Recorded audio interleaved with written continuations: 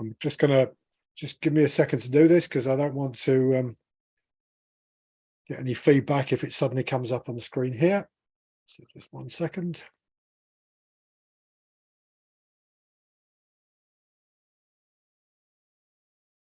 Okay, we're live on YouTube as well. Right, I'm going to hit the record button and then I'll do the introduction and we'll start off.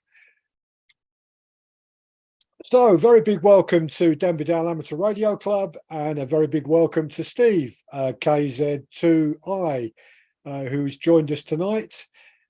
Steve was put in touch with us by our member Bob, N4XAT, and he had suggested Steve would be a very good speaker about DX and working DX expeditions and contesting and chasing DX. And Steve and I had a chat, it's a good few weeks ago now, Steve, when we first started talking about what club members would find interesting. So very, very pleased to invite Steve tonight.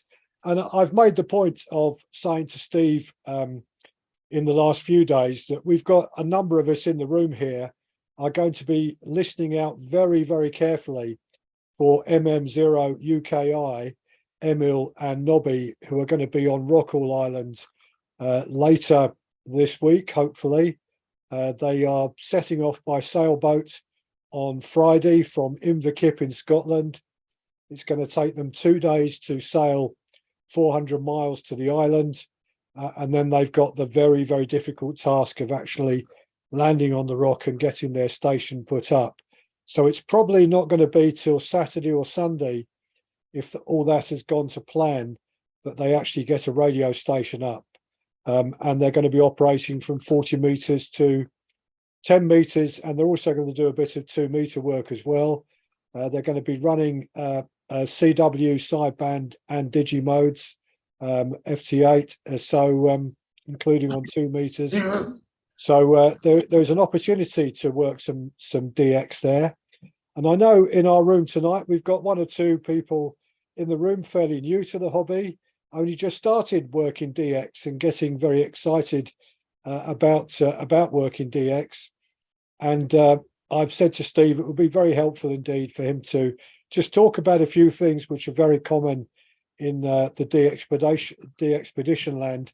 For example, running split and what that means in CW and sideband, and how you can try and work that and take advantage of that to get that elusive contact when you think it might be impossible. So, Steve, I'm going to hand the microphone over to you and let you take it away. Okay, well, thank you to everybody for having me.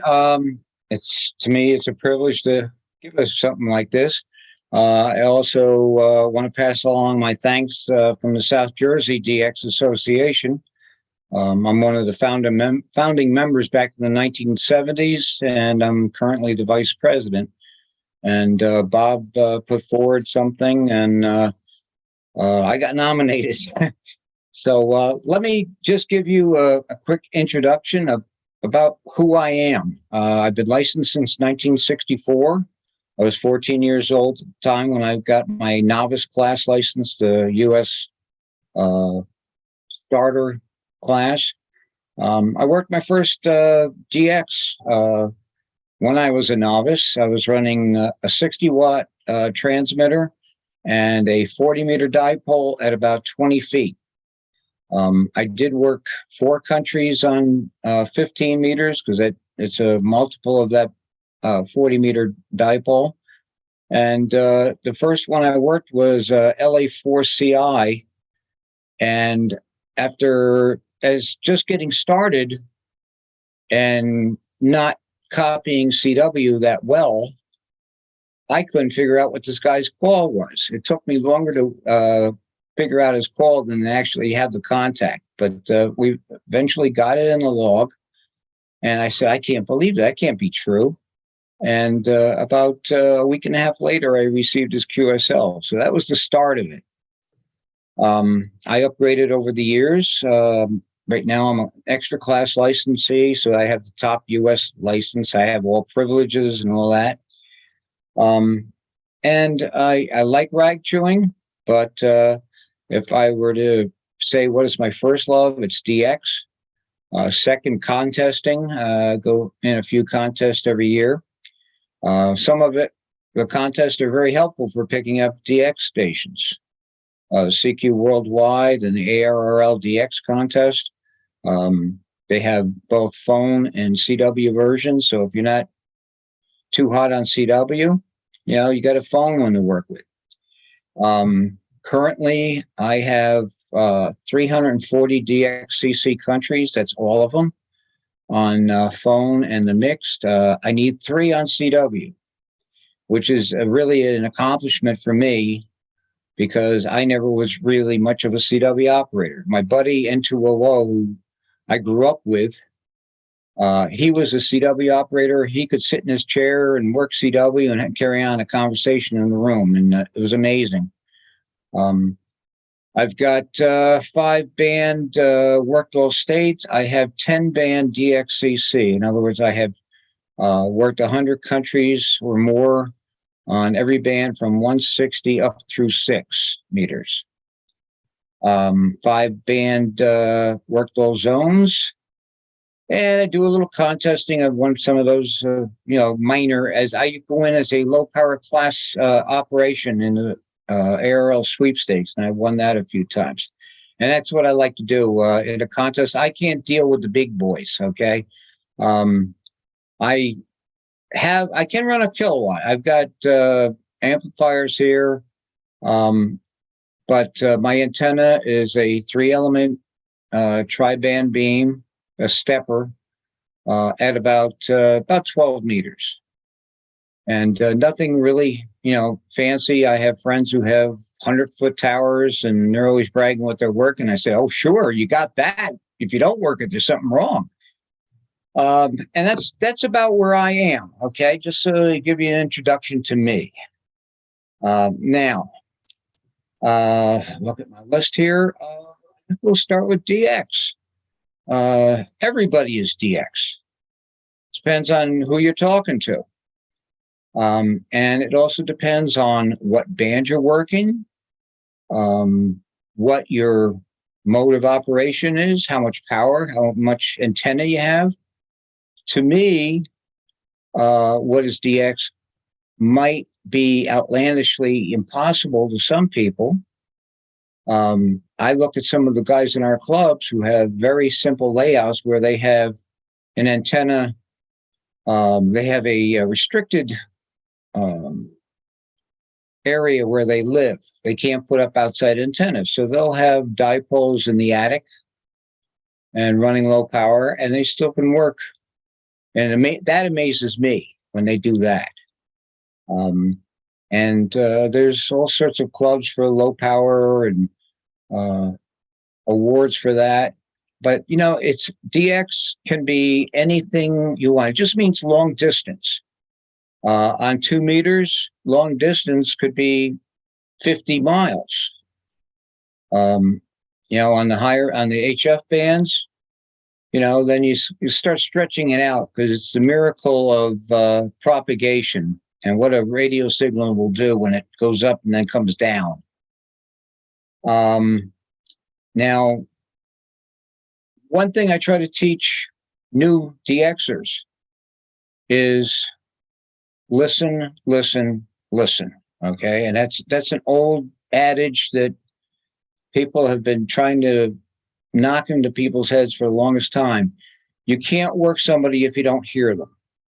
Okay, and when you listen, you understand how they operate. We'll get into split in a little while. So you got to listen to them and figure out how they're working their split, or if they're calling for a particular part of the world. The last thing you want to do is butt in there. If they're calling North America, okay, you Europeans got to stand by. Or the Japanese are the best probably for doing that. They will stand by. They follow directions. And when I say Europeans, I'm sort of including you guys, but not really. It's more the ones in Southern Europe that we have a problem with. So listen see how he works. Is he just working he wants signal report, that's all he wants? Or is he taking a short QSO and getting some facts from somebody?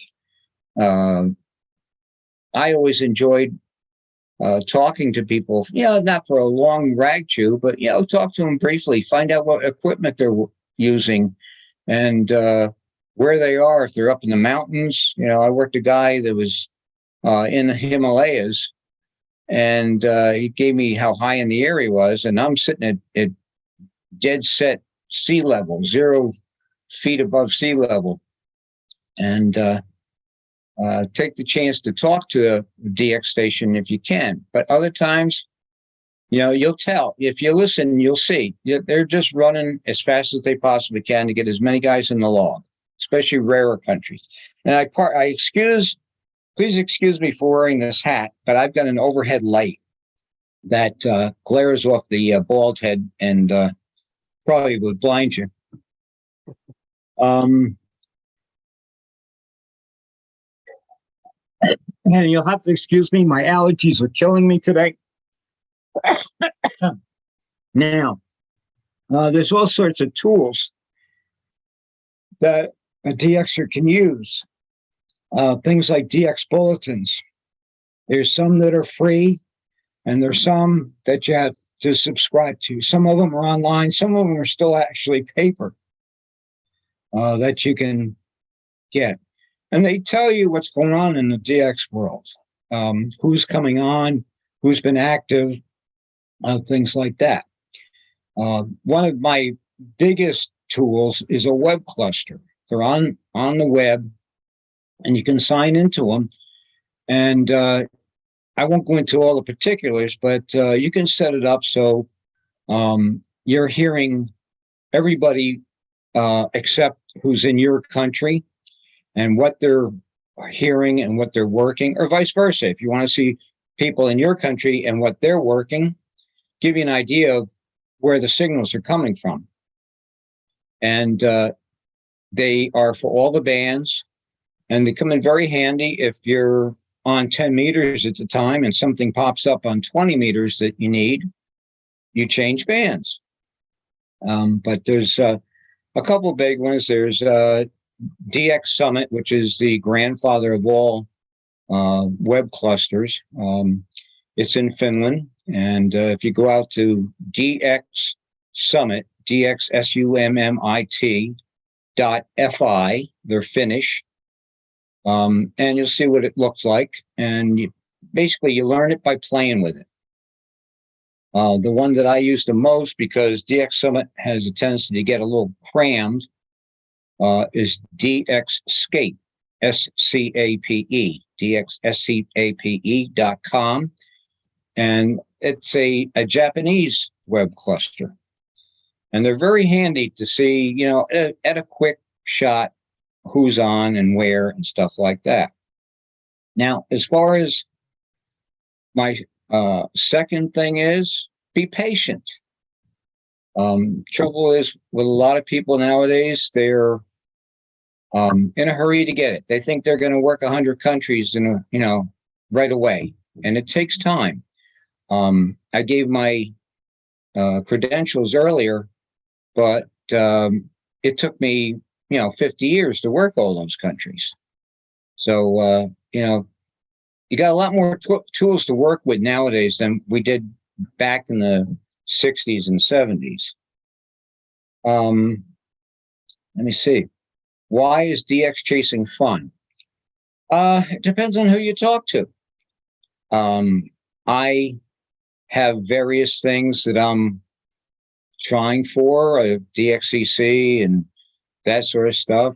The thing that I'm having the most fun is on 6 meters, because it was something new to me. And not only can you chase countries, but you can chase grids on 6 meters. And to me, that's fun. Fun is meeting people all over the world that you normally wouldn't have anything to do with. And on the other hand, you work people that you have a lot to do with it.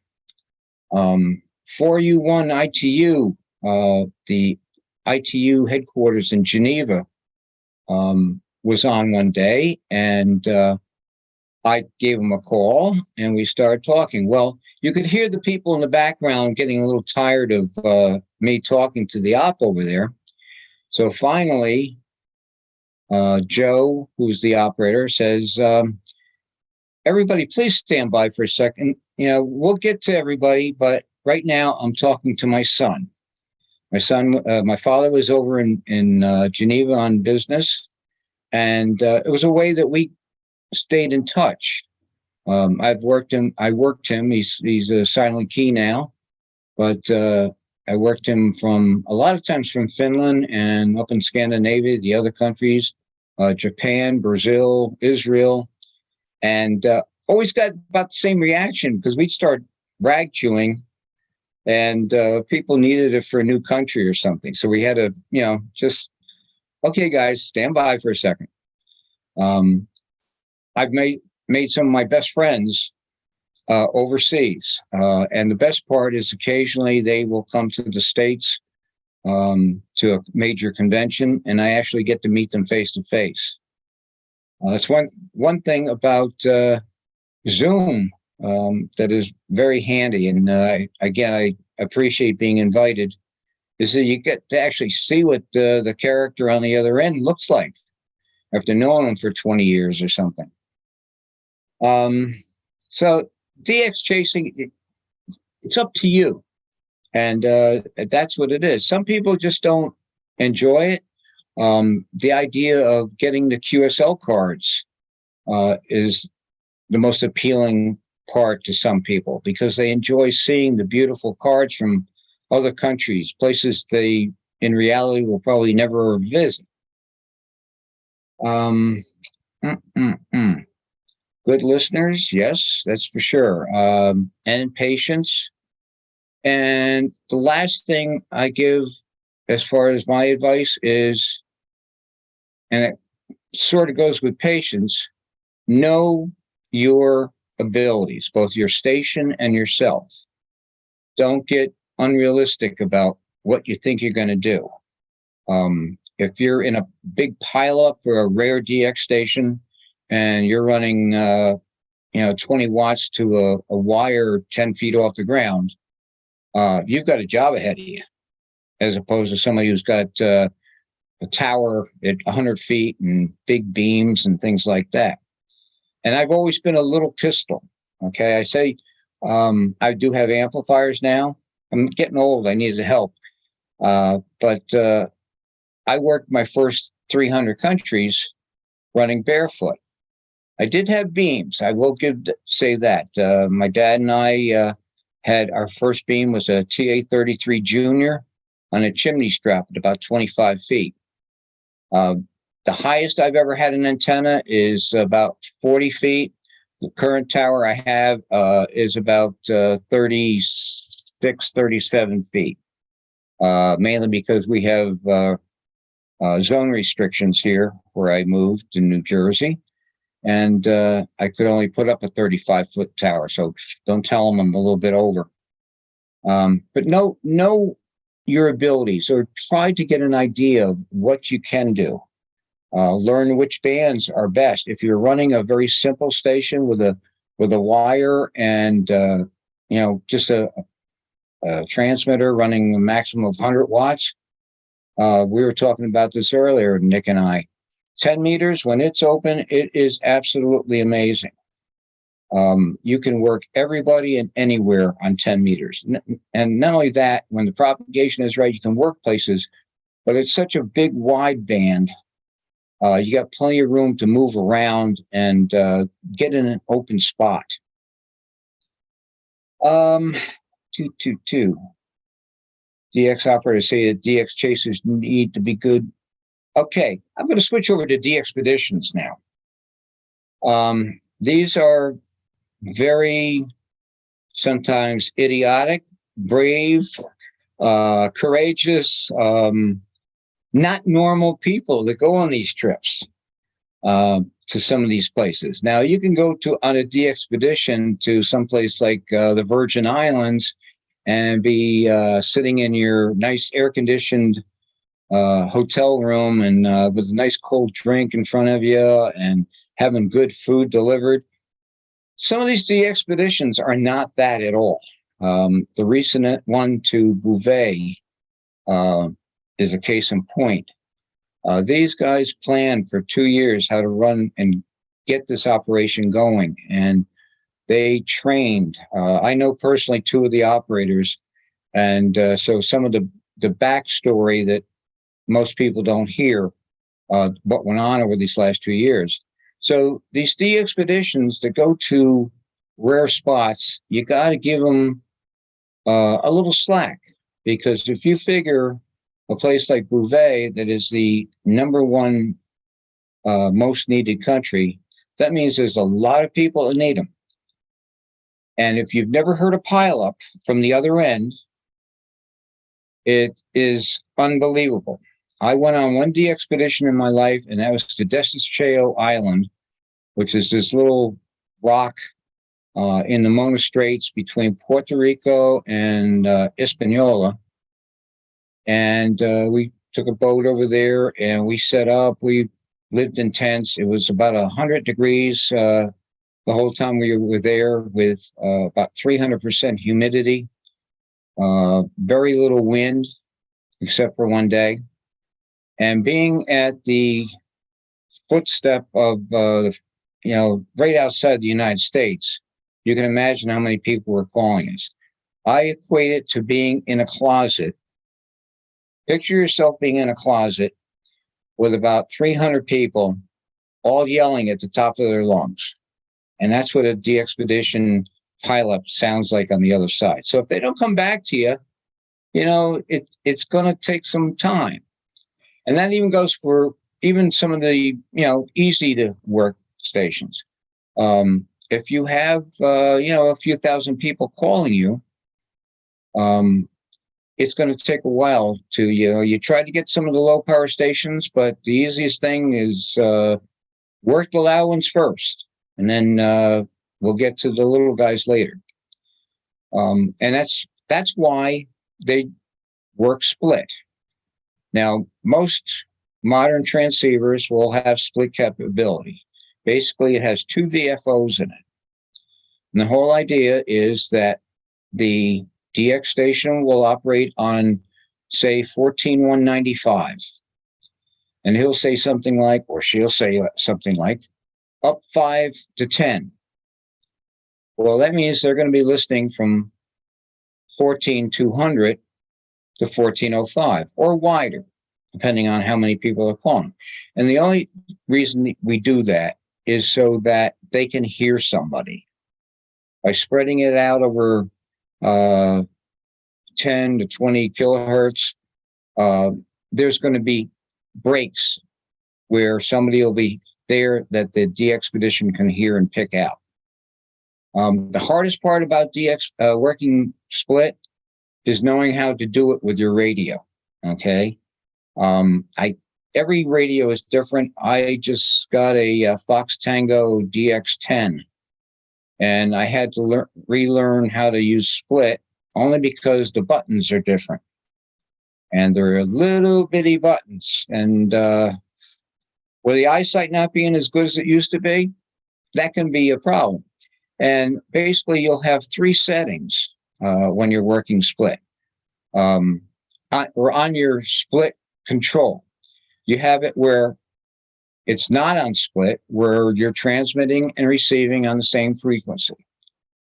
Then you have an A and a B button, okay, where you can choose either your VFO A or your VFO B to be your transmit frequency, and vice versa for your receive frequency. The problem I have, and everybody else does eventually, is they find themselves transmitting on the wrong frequency. They don't have the VFO set correctly to the right button. When you're working split, again, here comes listen again. You can hear, which is the first thing. Make sure you can hear the DX station. Don't waste your time if you can't hear them. You hear a bunch of people and you can't hear them, you're wasting time, and you're also taking up space in the bandwidth. Okay. You'll never hear me calling anybody that I can't hear. So you got that guy and you can hear him and it's great. And wow, he's got a good signal. First thing you do is listen. Is anybody calling him on his frequency? It's quite possible they're just starting out and they don't need to work split. The easiest way to know whether he's coming back to somebody on his frequency is listening for the other stations that are calling him. Now, they might be out of an area where you can't hear them, but if he comes back to enough stations, after 10 or 15 stations, and you don't hear anybody, assume that he's working split and start tuning up the band. And all of a sudden, you'll hear, got to figure out where my hands go, you'll hear a group of frequencies where there's noise, and that's the guys that are calling him. First thing I do is I try to find a nice clear spot up there and set my transmit frequency button for that one. And so you can tell you have it right, because if you transmit and you don't hear anybody, or if you don't hear too many other stations on the frequency that you're on the correct thing. Okay. And you tune up and down. The best way to get through a pileup is to take your time, listen, see if there's a pattern. Is he moving his VFO like 1 kilohertz at a time?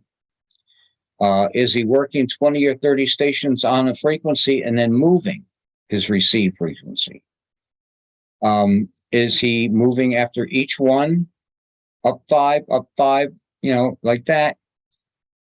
Where is the biggest part of the pileup? Is it up at the high end of the band or low end of the band? Excuse me. And you just have to, it's things you learn. And again, that's what I was talking with Nick. You always learn something in this hobby. You can't expect to know it all and, figure out right away what it is, what they're doing. So working split takes time. The main thing, if you're working split, just make sure you've got your radio set correctly. I would go into it, but every radio is different. If you have any questions on that, let me know, and I'd be glad to talk with you. My email address, by the way, before I forget to give it to you, is kz2i, that's difficult, right, at AOL.com. If there is a question that pops into your head later on about anything I've mumbled about, please send me an email. We can talk that way. So you've worked with DX station. Now, how do you get a QSL out of it? Okay. It's a wonderful thing. If you're just looking for the verification that you made the contact and you don't want the pretty card, there's a wonderful thing that is out there now called Logbook of the World. The ARL sponsors it. And I forget how many millions of contacts they now have there. And what it does is you send your log to LOTW. I'm very much simplifying things, okay? You send your log to ARRL, to LOTW, all digital, okay? Then the stations on the other end, who are also members of LOTW, are loading their logs out. LOTW automatically matches those contacts. Excuse me, this is just the allergies and talking too much. And you can get a QSL on LOTW, get it verified for DXCC, work both states. I don't think RSGB awards are on it yet. So that's another thing. But for Sorry for DXCC. It's great. Now, as far as getting a QSL card from a station, a lot, of course, all the big DXpeditions, they have a QSL manager. And there's ways of getting a card from a QSL manager. I'm talking the physical card.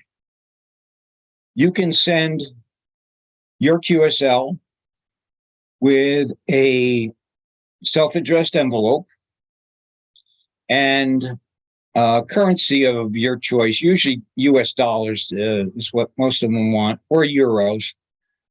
Send them paper money. Usually they specify how much they need to cover their costs to return the card. And in a while, you'll get the card back from them. There are other ways of doing it. There is a thing called clublog.org. And a lot of stations, especially DXpeditions, will put their logs out there. You can actually go there and without sending for a card or anything and verify a contact. Depends on how long a time between their loads up to club log are. But once their logs are up there, you can go in there and type your call in, and it'll show you the contacts that you had, that they say you had with them. Club log also has what is called OQRS. That's Online QSL Request System. When a station uses that, you can go in, like I said before, you find the station that you're looking for, enter your call. It'll come up with the QSOs that you have verified with them, okay, that are in their log. At that time, if they have OQRS, you can click on the contacts you want verified. Go to the bottom. They will verify everything, make sure everything's, and then you'll be directed to PayPal. And you'll enter the amount that the QSL manager is requesting. Now, the thing with going this way, OQRS, is that you don't have to worry about things getting lost in the mail.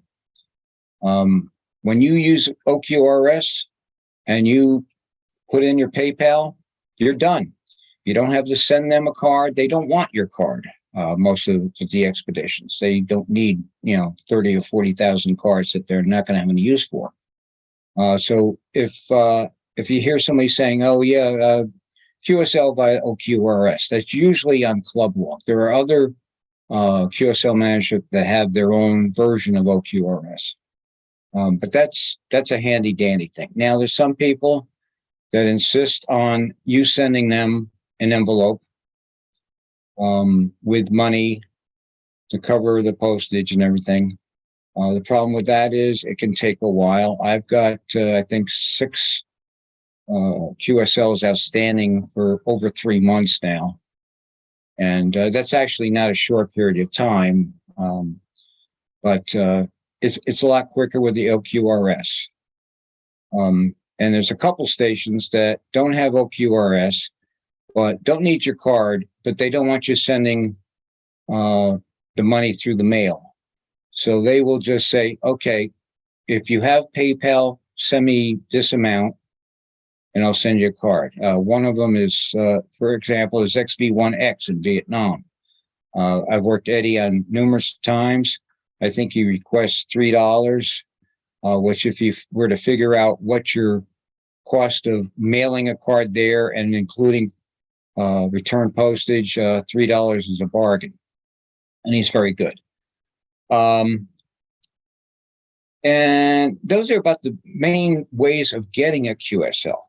Be patient, because it can take a while. It's not going to be here the next week from a DX station. There's also the Bureau, which is the poor man's version of getting a QSL card. Bureaus have been around forever. The most famous bureau, I think, is probably Box 88 in Moscow.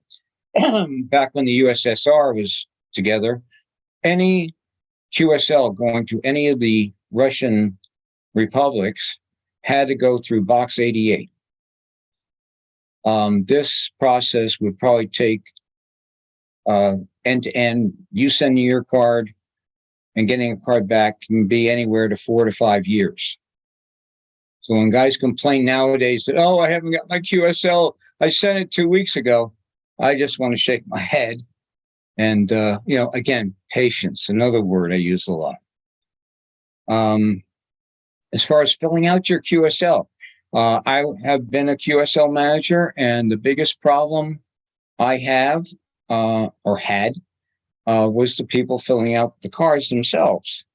There's all neat little boxes that are all labeled. You have the call of the guy that you're sending it to.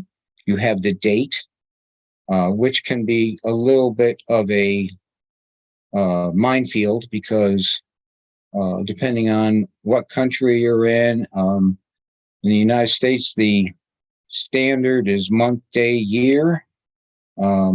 In most of the rest of the world, it is day, month, year. Sometimes they put the year first, but make sure that the box that you're putting the date in has a little date, day, month, year symbols of some kind up at the top when you have your QSL printed. That's always one thing I made sure of. Then the time. Please do not use local time when you're filling out a QSL. Use Zulu, GMT, UTC, whatever you want to call it, Universal Coordinated Time. That never changes. When you get into especially daylight savings time, and some places change, some places don't. So if somebody sends me a card with their local time, I could probably take a stab at finding it, the time, but it takes time.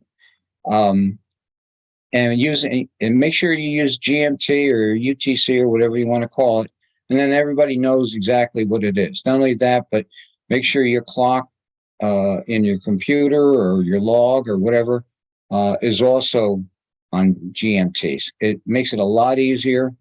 And especially if you have computer logging. I don't know how many people still use paper logs. I've got 1, 2, 3, 4, 5. I've got 5 binders over here with every log I've ever written since 1964. I did sit down for a period of time and I digitalized them. I typed them all in, and I have now one log with all my contacts for 59 years. And I can, go into that digital log, and I can find every time I worked a guy, all the vital information is right there at my fingertips. It's funny because I'll be in a contest, and eventually, some guys have their logs hooked up to the computer and with their contest log, and they, that comes up with your name when they work you, so they can call you by name. But make sure the log is the hardest part, the easiest part once you get used to it, and the most important part of working DX, working any station as far as I'm concerned.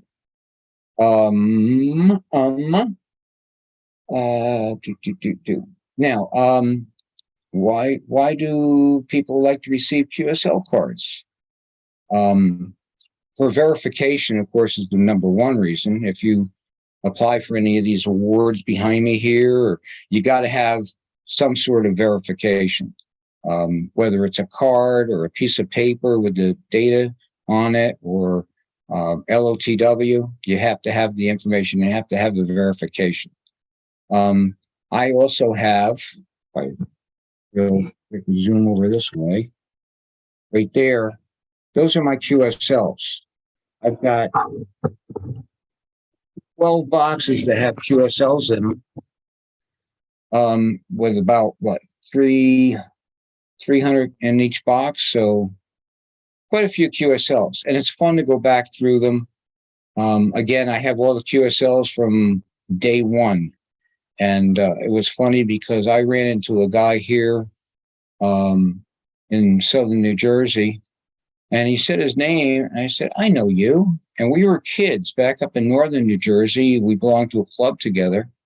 He gave his call. I said, Rich Hanzo. And he looked at me. I said, well, maybe you know me better as WB2VFT, my other call. And I went through the box, and sure enough, there was his card. And I brought it to the next club meeting. I said, say, I remembered you, right? And it's a memory on a piece of paper, or it can be a beautiful card. Some of the ones I treasure are from my friends, of course, but I have a QSL in the box there from King Hussein of Jordan. I've got one from Barry Goldwater, who was a senator here in the United States, ran for president one year. Got a couple of the princes from Saudi Arabia. And it's always nice to show somebody who doesn't know what ham radio is also. I know my grandkids always used to like to go through them. So everybody has their reason for wanting QSLs. Quick thing, okay. All right. Have we beat DX to death here? Let me see. I don't know.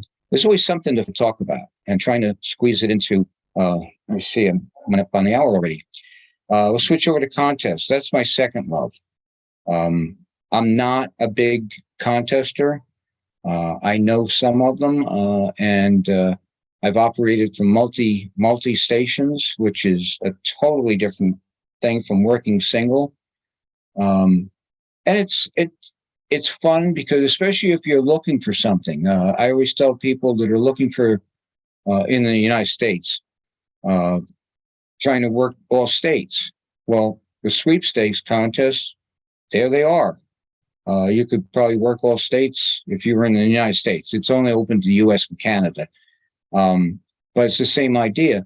When I started working counties, I would get in contests, either with the contest hunters themselves or other contests where you're working the states.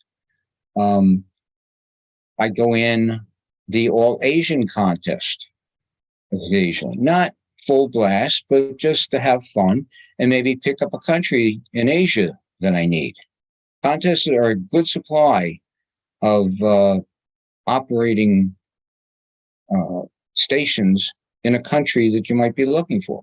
Of course, then there's the big DX contest, the DX ARRL DX contest, and the CQ Worldwide. These are probably the biggest contests, and they are worldwide. I mean, DX ARRL DX contest is the rest of the world working in the United States and Canada. But the CQ Worldwide, it's everybody works everybody. And you can pick up, countries real easy during one of the contests. They all have different exchanges. Most of them, they have a signal report, and I put that in quotes, because back in the old days, you actually did send a signal report. But as things got more competitive, people just started saying 5-9, 5-9, 5-9. You'll see a lot of DX stations doing that on regular contacts, even, just so you have something to put in your log. And then there's another part of the exchange, which, depending on which contest is ARRL DX. I send New Jersey. That's my state. For CQ Worldwide, you send your zone, your ITU zone. I'm in zone 5, England 14, 15. I never did get that right. And you go from there. And they're very quick contacts. And again, it's a matter of when you're working the contest, it's knowing your capabilities, know your experience. It's what was I talking? It's like learning to run a cash register in a store. I worked in a store a long time ago, and somebody gave me very good information and guidance. They said the speed will come when you're first starting. It's more important to be accurate. Once you get to the point where you're constantly accurate, you'll find your speed will pick up. In the same way with working contests, take your time, work who you hear, who are loud. And then, because there's pileups there, it's the same story. Now, they normally in a contest, they do not work splits, so you don't have to worry about that. But you can work a lot of DXCC countries or WAE, the RSGB awards, and it's a good way to get them without having to search, a normal day ban for somebody that might be on the air. And again, the whole idea behind them is having fun. Set yourself a target. If you've never been in this contest before, well, pick a number out of a hat, a realistic number. Say, okay, I want to make 100 contacts in this contest.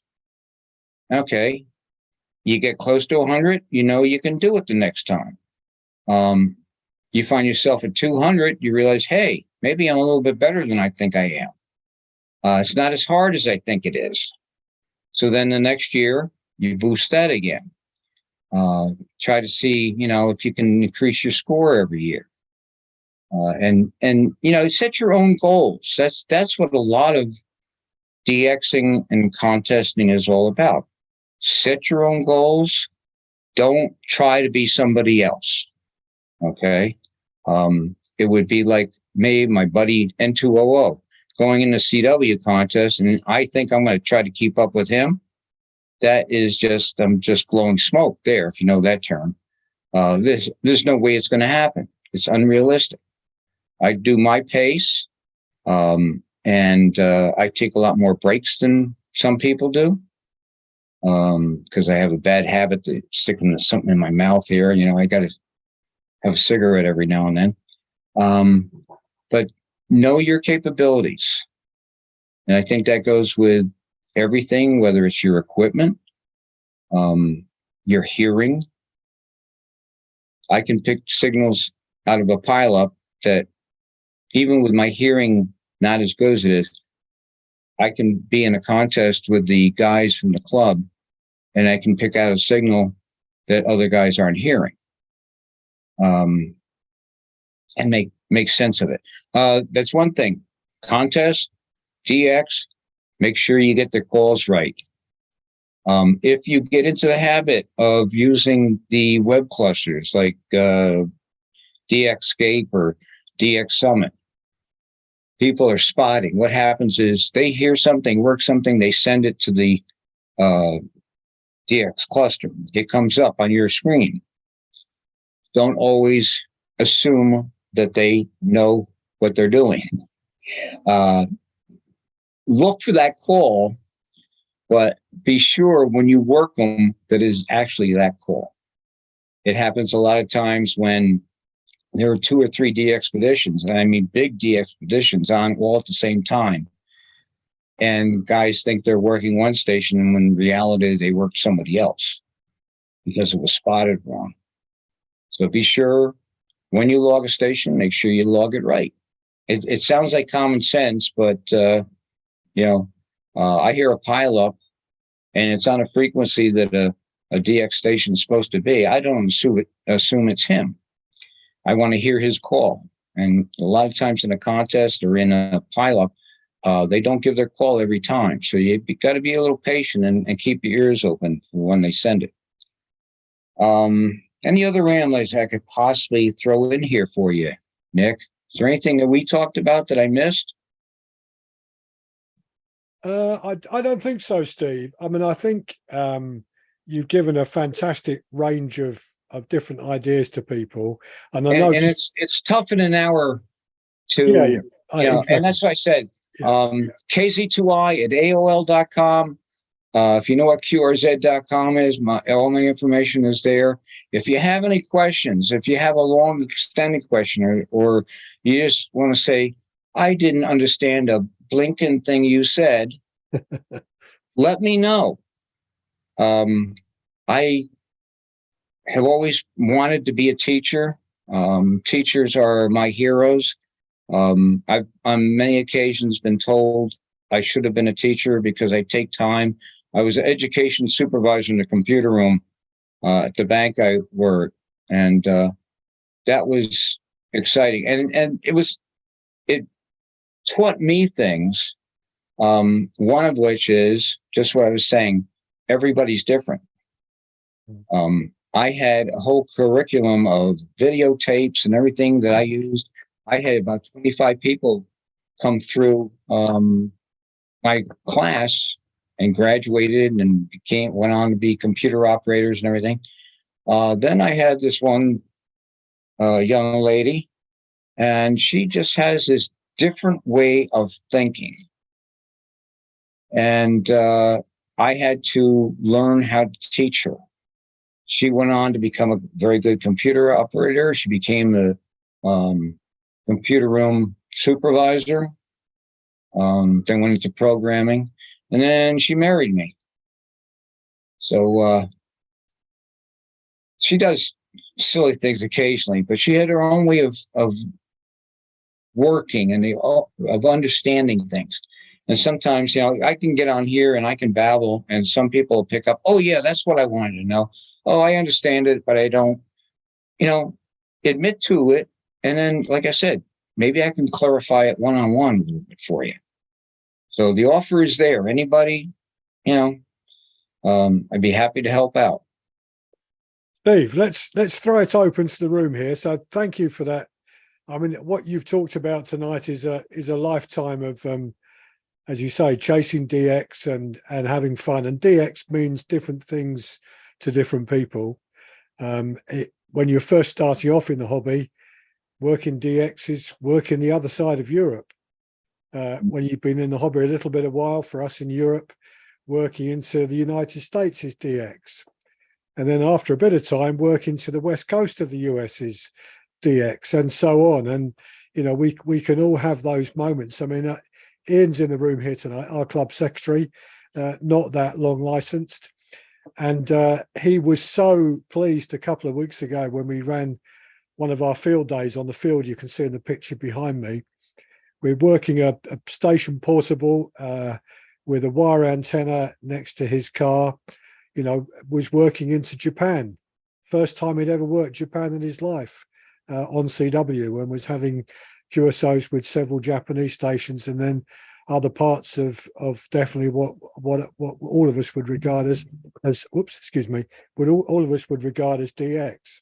So I think it's different for everyone. So let's chuck it out to the room. Anyone got a question or comment for Steve that he could try and answer for you now? Don't all be shy.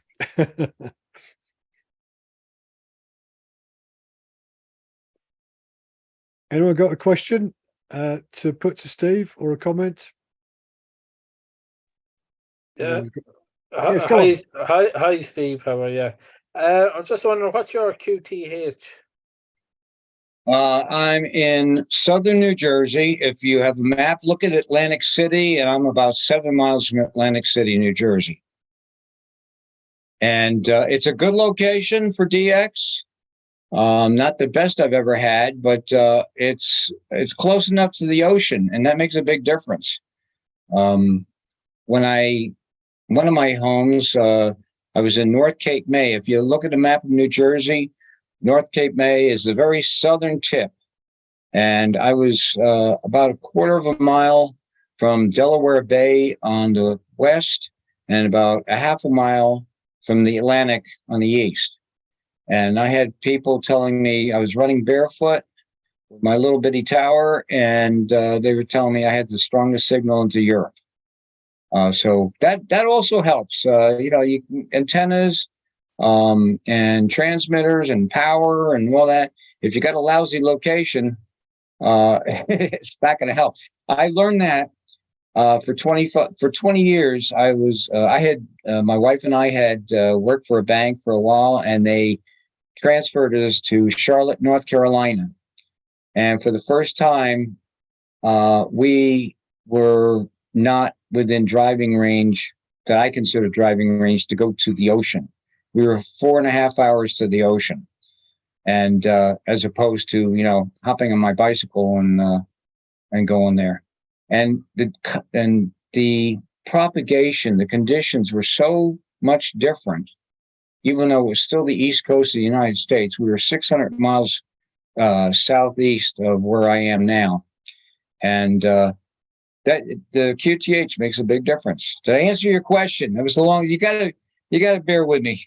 My wife usually, when I start talking to people, she steps inside and says, you gotta, be protected here. I'll stop you. Stop him from talking. He's Irish. Yeah, thanks for that, Steve. Okay. Thank you, Michael. All right. Anyone else with a question or comment to put to Steve while we've got him in the room here tonight? Yeah, I'd like to go, Nick. If I Yes, can. go on, Andy. Yeah. Yeah. Hi, Steve. Brilliant talk. I've learned quite a lot. I only got my license in 2020, so fairly new.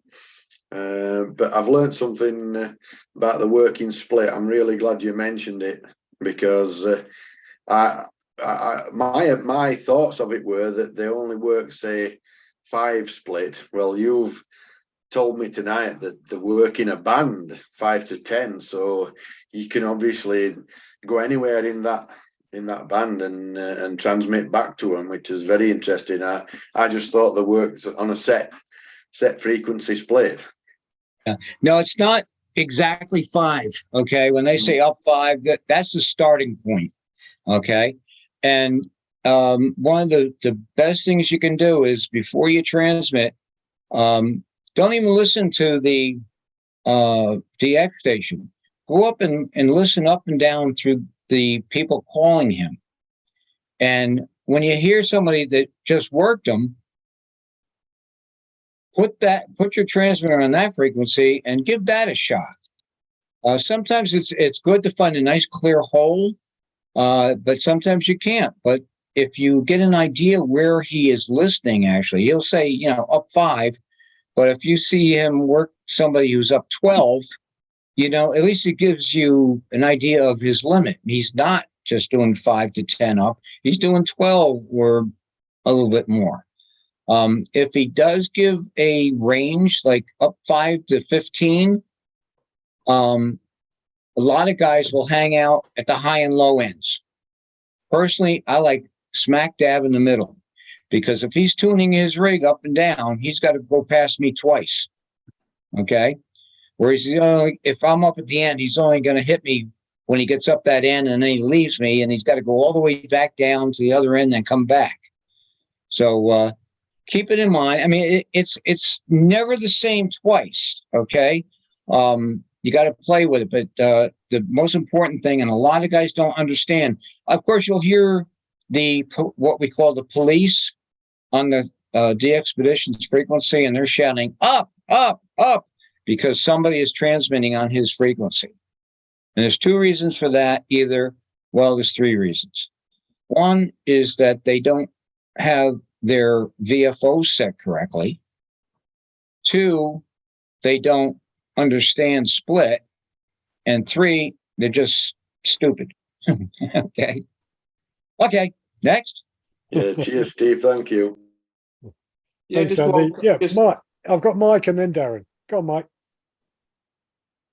Yeah, hi, Steve. Thank you very much for the lecture. Very good. Can I just ask basically 2 questions? I looked at your QRZ page, and it says no EQSL. I wonder what you have a view on that, and also, do you think that DXing has become easier with radios with band scopes on them now for looking for split? Well, as far as EQSL, I've had,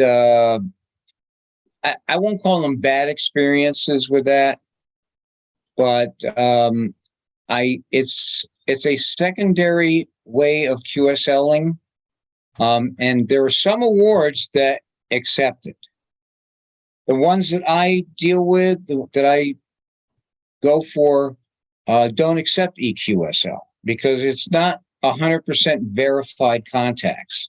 There's not enough control, and that's the one problem I have with it. I mean, guys are sending me EQSLs. I have no way of using them for anything. So that's why I shy away from EQSL now. If somebody really begs and pleads and everything, I'll put it out for them. But that's why I ended up putting that on my QRZ page. It's just if you want my card bad enough, you can send me one. And I QSL, I have always QSL 100%. However you send your card to me, I'll send it to you. If you use the bureau, if you send it direct, up until 10 years ago, 5 years ago, when did I retire? When the money started getting tight, I always QSL. Even somebody sent me a self-addressed envelope but no postage, I would still send the card back to them. Okay. Or if they sent me one without an envelope, just as a postcard, I would send it back to them. There was no problem with that. It got to the point though, with some of the contests, I would get, there was one contest, a New Jersey QSO party. I happened to win it that year. And, people are looking for the New Jersey counties. And Atlantic is one of the, not rare, but lesser occupied counties. And out of my 300 contacts, I got nearly 200 QSLs. And a lot of them, they were new guys, didn't understand that, if you really want somebody else's QSL, think about including a self-addressed envelope or a self-addressed stamped envelope if you're in the same country. And I would make a note on that, that I would do it, but, Okay, who's that? Ian. So sorry, before I run, so the second question is, with radios now with band scopes in them, does that make it easier to look for +5 or 10 above the DX frequency? I don't know. I have one with it, and I don't use it. I like my ears, I don't know. Some guys have their heads glued to that screen on. I'd rather just have the headphones on and just listen for what I'm hearing. Occasionally, I won't say I won't. In a contest, I will take a peek at it. And if I see, some big pileup, I'll investigate it because there's got to be a reason for that. But I don't use it. But I know other guys do. How's that for an answer? Thank you, Mike. Darren, and then I'll put Ian's question to you. Darren.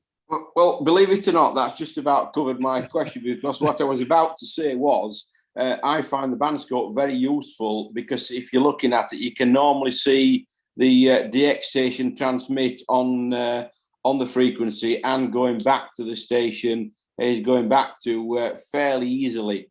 And I found it very useful to do that. You can soon move your second VFO stroke receiver onto that frequency. So, like I say, it just about covered my question anyway. All right, lovely. Thanks, Darren. Yeah, Ian is just sent a message saying he's been enjoying listening while in his car.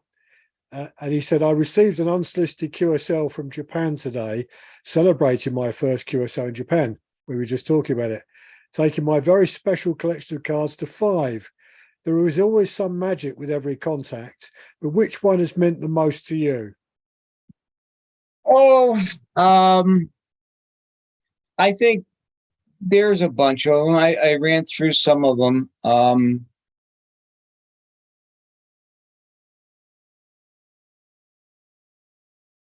Hold a second. um, I spoke to my father. He was in London, and he stopped in a Ham's shack, and he got hold of a guy in the States, and the guy in the States gave me a phone call, and we had that contact. And maybe about 4 days later, he was gone. He died in London.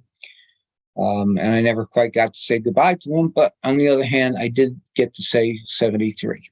And that's the way I put it to Hams. Excuse me, another problem of being Irish. So that is one of my most memorable contacts. I think talking to King Hussein, because my dad had worked him, okay, which is, it's a little needle in the spine there when your father works something and you don't. So I ran across his QSL manager, Mary Ann, WA3HUP, and I said, and I explained the situation. She says, well, I'm making a schedule with Hussein this afternoon to go over some QSLs and everything. And at the end, he always picks up some stations. So if you're there, at the end, just give me a shout and I'll get him through to you. So I showed up I was a kid at the time. We were downstairs in our basement. I had my dad, my mom, and I think one of my brothers looking over my shoulder while I was making the contact. And Mary Ann called me and said, Steve, are you there? And I said, yeah, I'm here. And she says, okay, JY1, please listen for WB2VFT. And I called him, and he came right back to me. We had a very nice, short contact. And I thanked Mary Ann and everything. And it was really, that was an exciting contact.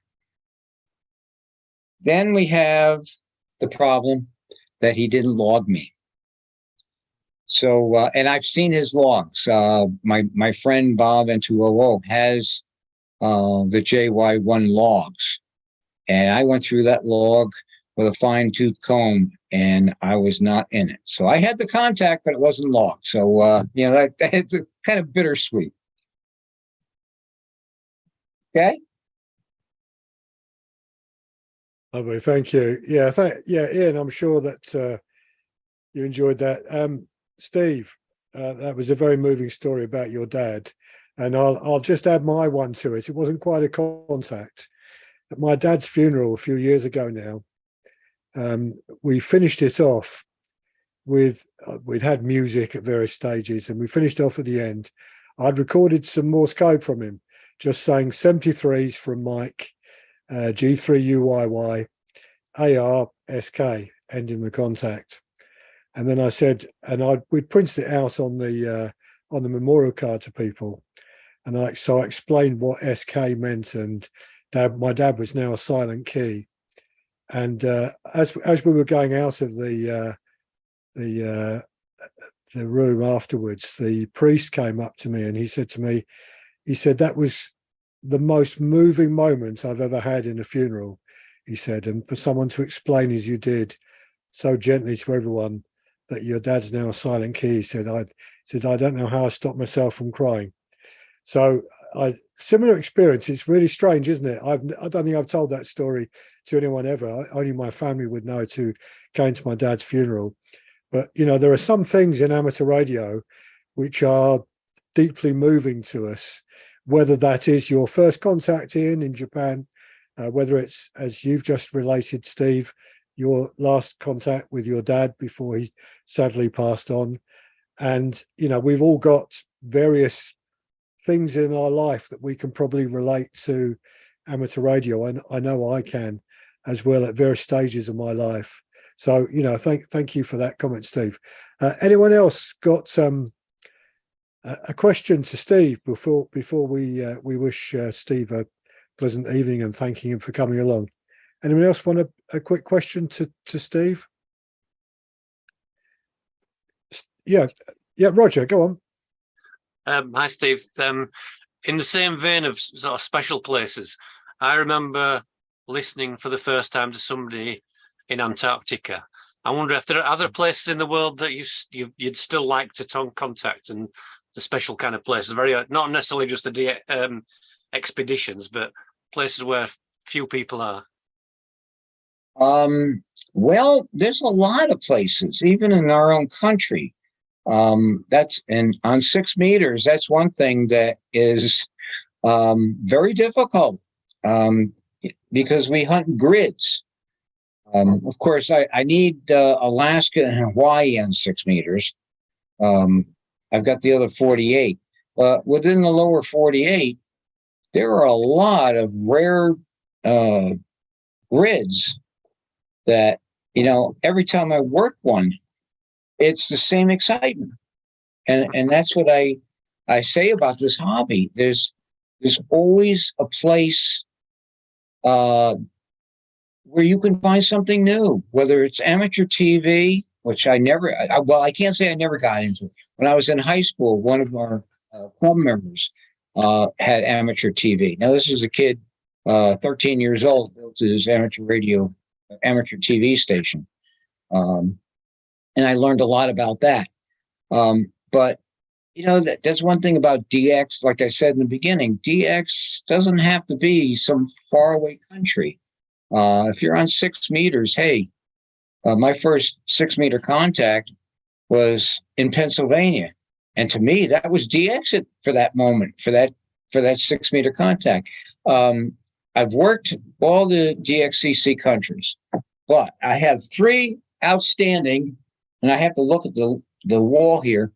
On CW, I still need Scarborough Reef. If you know what that is, it's a bunch of rocks out in the South China Sea that is claimed by China, Philippines, Vietnam, Taiwan, and somebody else. P5, North Korea, which you never know. There have been a couple I do have it on phone. There was a guy from one of the Soviet satellites went there and operated phone, but he'd never worked at ECW. And the one that is the sticking point is Prince Edward and Marion Islands down in the South Atlantic. It used to be that, they always had a guy working there that had a ham license, it seemed. Well, lately, they don't have them. So when somebody shows up there, they're usually a lower class licensee, and they don't do CW. So, those are 3 places that I've talked to, but I need it on CW. So that's going to be a thrill if I ever work one of them. Right. Good luck with that then. Cheers. Yeah, thank you. Yeah, good luck with North Korea, Steve. Yeah. But as you say, you never know, do you? You absolutely never know. When the guy showed up from North Korea, well, first Marty Lane, OH2BH, went there, and he had a demonstration. He made a few contacts, and then we thought this was going to be the big break open, and it never happened. And then this other guy, 4L, I wish I could remember his call. He showed up, and of course he was on the air, and nobody believed that he was real. So I worked him anyway. And about a week later, he provided the documentation that he had permission to be operating. And that's what everything comes down to. I mean, you could be in a place, but if you don't have permission to be there, it ain't gonna count. So yeah, like you said, you never know. I'm only 72 years old. I can wait. Okay. Anyone else with another question to Steve before we wrap it up? If not, can we all thank Steve very much indeed for a very entertaining discussion tonight, Steve? That was very good. Thank you, Steve. Well, thank you very much, Steve.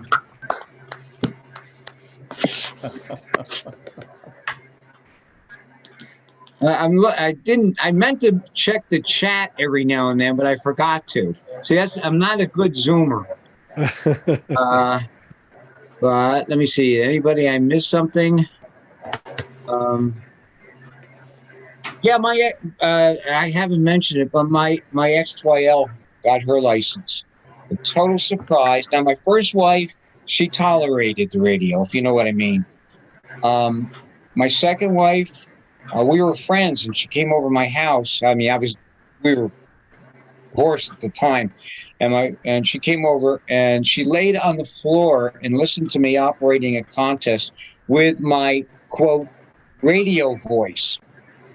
So then we moved to Charlotte, North Carolina, and had been there for a while. And when we were going to a ham fest there, and she very nonchalantly turns to me and says, where do they give the license tests? I said, oh, over in that building over there. I said, why? She says, because I'm going to take it. Well, she did. She's got her technician license, W2CDS. So if you ever hear of W2CDS on 10 meters, that's my girl. So anyway, and I'll wrap up with that. Thank you guys very much. And the ladies that were too. This has been a thrill for me. It's the first time I've ever done anything like this. Hopefully I didn't talk your ear off too much. I hope I didn't babble too much. And again, the opening is there. If you have any questions, feel free to shoot me an email, kz2i@aol.com. I'd be happy to, answer any questions you have. And I got to give a blast. I forgot, to the South Jersey DX Association. They wouldn't have got me into this. Okay, I'm done, Nick. Brilliant, Steve. Thank you very much indeed. 73 to you. Nicholas, what is your call sign? G3 IOI. IOI. That sounds awful familiar. And is Michael still there? Yeah, I'm here. Unfortunately, I don't have my full license yet. What's your? Oh, you don't have your call sign yet? No, I don't. Okay. Well, good luck. I hope to hear you on the air sometime. Yeah. If you hear me, just say, "Yeah, I was there when you were blathering on." Yeah. I will indeed. As far as I'm concerned, I'm not on SSB very much these days, but because of my advancing years, my CW is slower, but I was a commercial telegraphist in years gone by. So that's sort of how I got into ham radio, because the novice class in the United States back in the old days was administered by a general class licensee. All the other licenses, you had to go to the FCC office. So you had to send away off to the FCC. They would send you a sealed envelope stamped with the FCC stamp and everything. And you had 30 days to take the test. Right. I was 13 at the time. Basically, I chickened out. My dad was a radio man on a destroyer during World War II. And he, of course, knew the code. He studied the theory real quick, and he got his license. I got mine about 6 months later. But I thought it was very clever on my part, because by the time I got my license, he had set up the station. So I didn't have to worry about doing that. Right. Well, I was a railway operator. I've got, that's something you'd probably love then. Here, let me swing this around. And, oh, right, yes. Yes. And on the railway, we use sounders.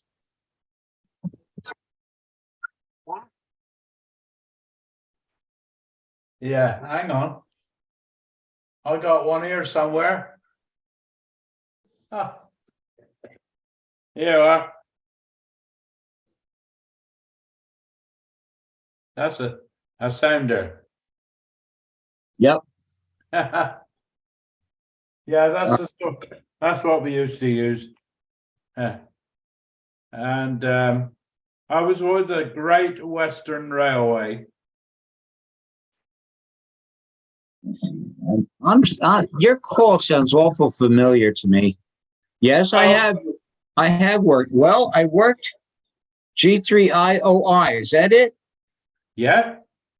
Okay, I have the name is Ray. Yes. Okay. That is correct. I worked you back in 2009 on 40 CW. Well, I never. Fantastic. That's why I took everybody's calls down, because I wanted to see if I worked there. Yes, great. So anyway, I'm not quite so organized as you, Steve. well, see, that's the one advantage of a digital log is you can find somebody like that. If I had to go through my log and try to find somebody, it would be, on paper, it would be impossible to do it. Let me see here. How many contacts do I have in my log? Let me see. That's not what I wanted. This is what I wanted. I have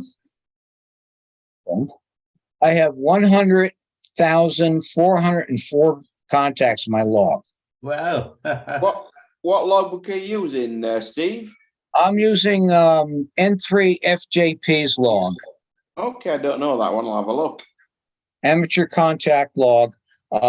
He has a whole suite of programs that are, he started it out for, he wrote this program for himself.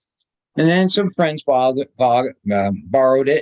And then he said, well, maybe I'll just, put it out there. So he started doing it, and he charges a single fee, and he's got 40 or 50 logging programs for all contests. He's got a main log, the AC log, which has, all your contacts in it.